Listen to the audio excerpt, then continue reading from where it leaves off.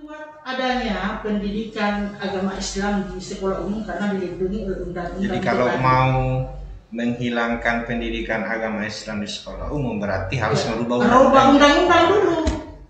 Sebelum kita lanjut, mungkin bisa dilepas masker aja. Oh iya. Supaya pemirsa kita ini melihat wajah Sri Kandinya. Mantap.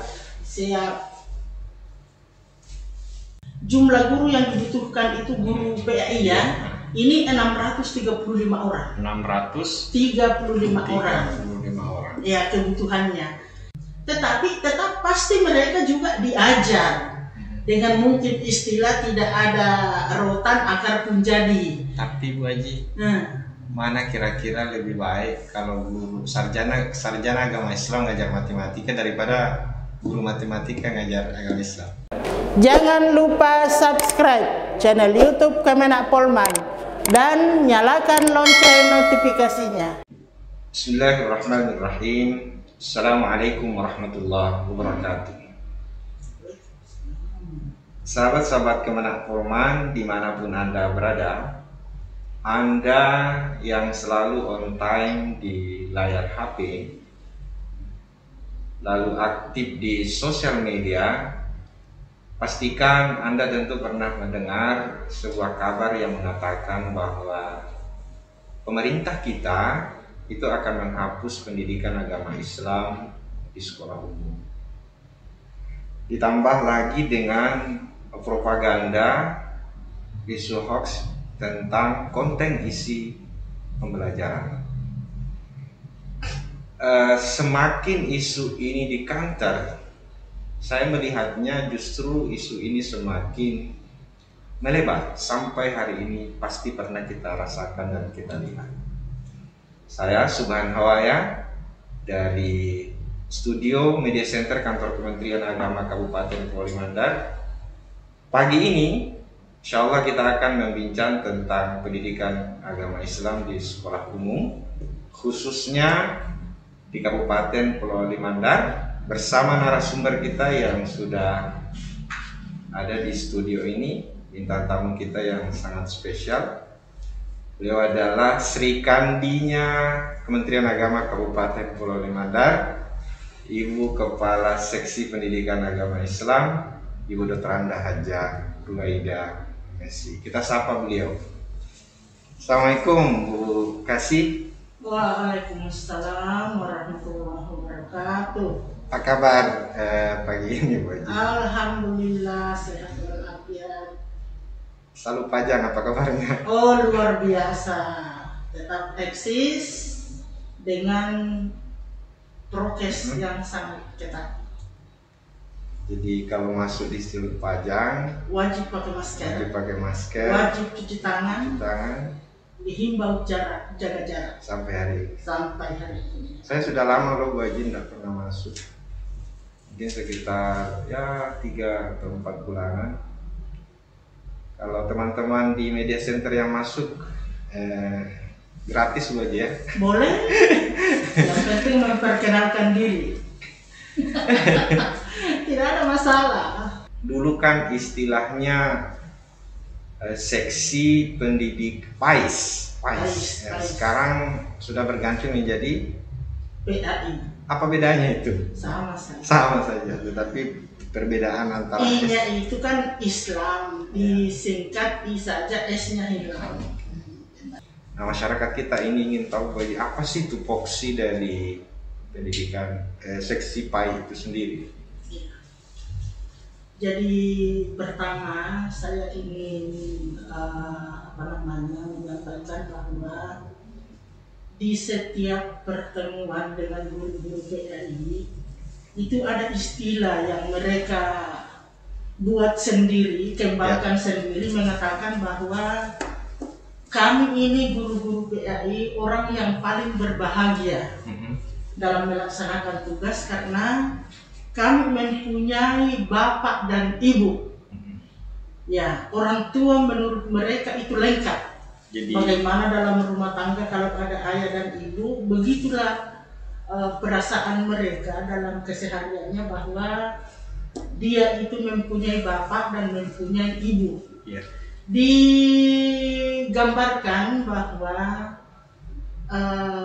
bapaknya itu adalah Kementerian Agama. Kemudian ibu yang melahirkan mereka adalah Dinas Pendidikan, dalam hal ini pemerintah daerah. Nah, itulah kebahagiaan mereka. Nah, kemudian Kementerian Agama selaku bapak ini yang berupaya terus mengembangkan mereka di dalam pelaksanaan tusinya.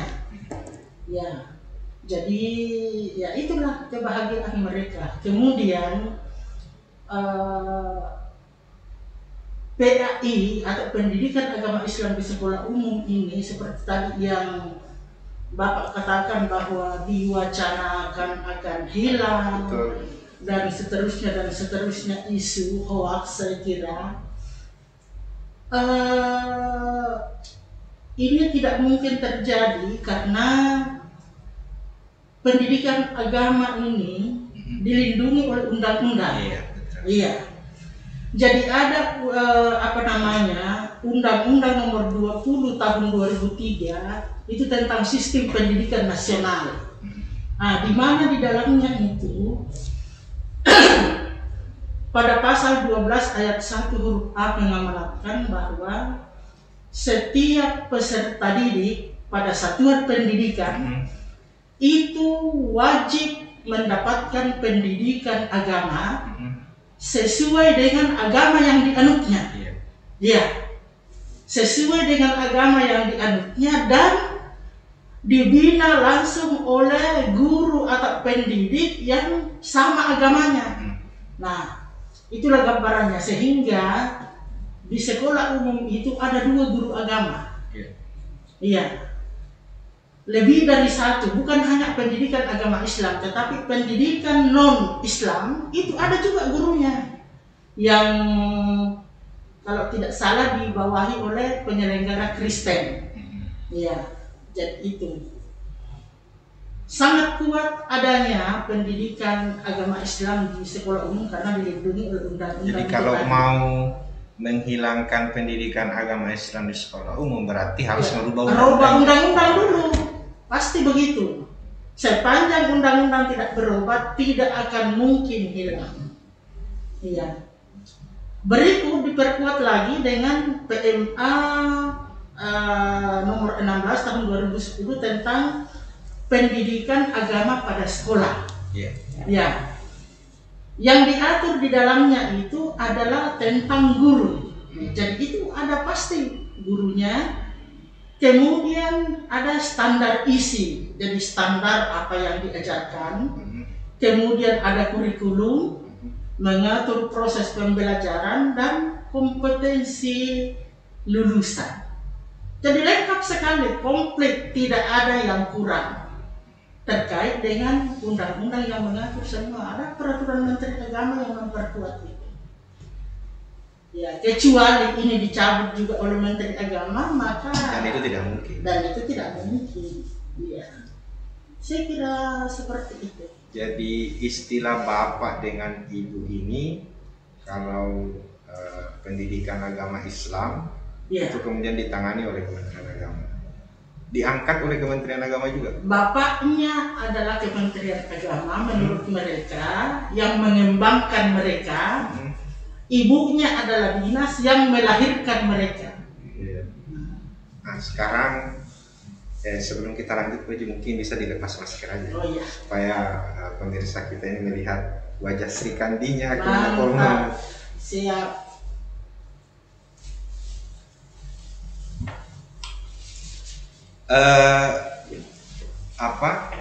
Masyarakat kita ingin mengetahui ini seperti apa kira-kira gambaran umum sisi kuantitas sekolah umum kita, kemudian dirasiokan dengan jumlah tenaga guru pendidikan agama Islam.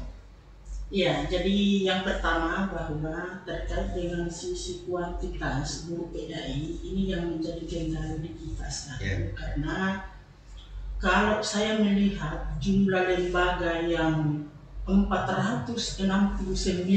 469. Mulai dari RA, ESD, SMP, SMA, SMK. Nah, itu total lembaganya 469. Nah, dari sekian lembaga ini, itu ketika dirasiokan, jumlah guru yang dibutuhkan itu guru PAI ya, ini 635 orang. 635 orang. Ya, kebutuhannya. Jadi kalau kita melihat angka jumlah lembaga dengan kebutuhan guru memang tidak connect. Kenapa? Karena di setiap lembaga itu beda-beda kebutuhan guru PAI-nya, tergantung jumlah rombel. Ya, sehingga ada yang butuh 2, ada yang butuh 3. Ya, di samping ada memang yang hanya 1. Iya. Di rasionalnya itu tadi 469 lembaga, kemudian 635 orang guru yang dibutuhkan. De factonya berapa guru? 560. Jadi kita masih kekurangan itu 75 orang.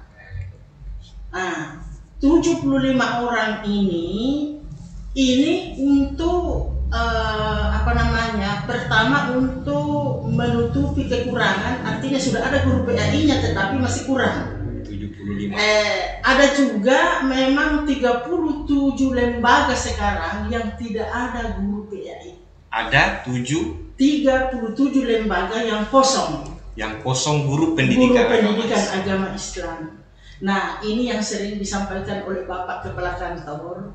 Pada saat ada pertemuan kemarin kita ada ngopi, beliau menyampaikan bahwa ini kan 37 lembaga ini tidak mungkin anak-anak tidak diajari pendidikan agama.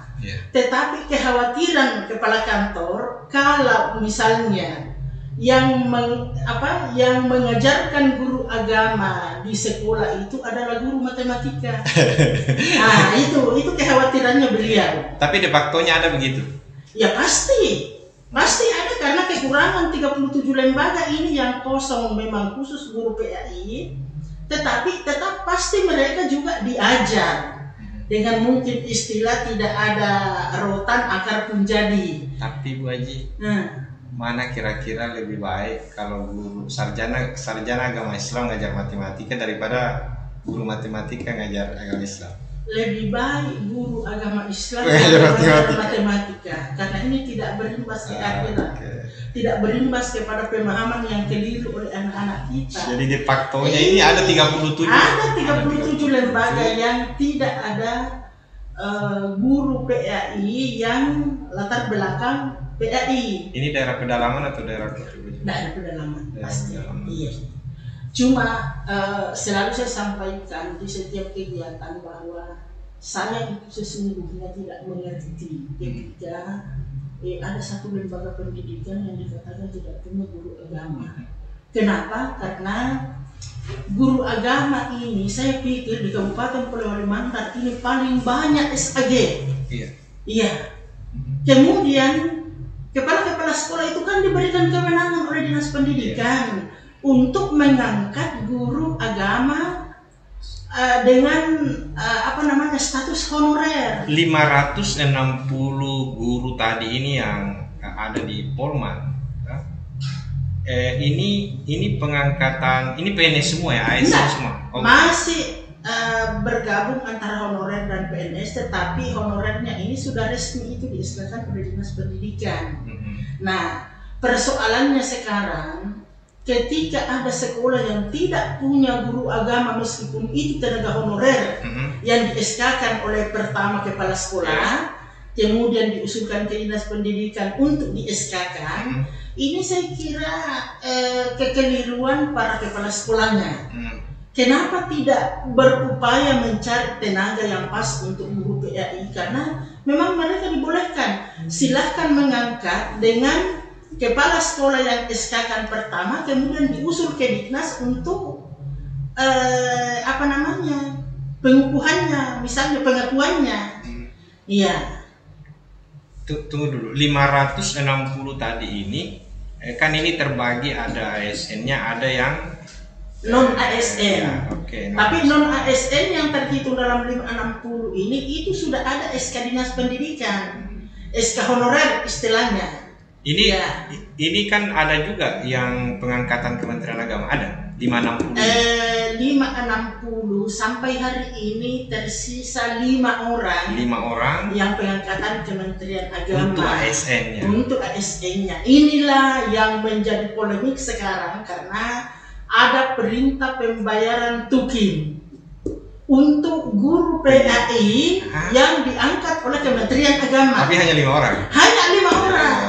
Ya, yang bikin heboh sekarang itu karena ini pemahaman guru-guru PAI yang lain bahwa semua guru PAI akan dibayar tukin. Maka kami dengan harus bagaimana caranya memberikan pemahaman bahwa yang dimaksud di sini di juknis adalah guru PAI yang diangkat oleh Kementerian Agama. Jadi lagi-lagi Kementerian Agama luar biasa perhatiannya kepada guru, termasuk pengawas PAI juga, itu dibayar tukin juga, diperintahkan. Oke Bu Haji. Iya. 5 ini produk Kementerian Agama, maksudnya DSK-kan oleh Kementerian. 560 ini kan juga ada non ASN. Non ASN. Ada juga pengangkatan Kementerian Agama. Kalau non ASN itu berhaknya mengangkat adalah Dinas Pendidikan. Berarti hanya 5 saja. 5 saja. Iya. Ini yang sementara kita proses untuk perhitungan pembayaran tukinnya. Iya. Terakhir kayaknya hari ini itu final. Tapi kan hanya 5 Bu Haji. 5. Itu dihitung dari tahun berapa? 2018 sampai 2020. Ibu kasih. Ya. Kita kan tadi bincang tentang sisi kuantitas. Sekarang kita bincang tentang kualitas. Seperti apa kira-kira gambaran kualitas yang sudah diterjemahkan oleh guru PAI kita di sekolah dulu? Alhamdulillah, saya sangat bangga dengan teman-teman guru PAI. Yeah.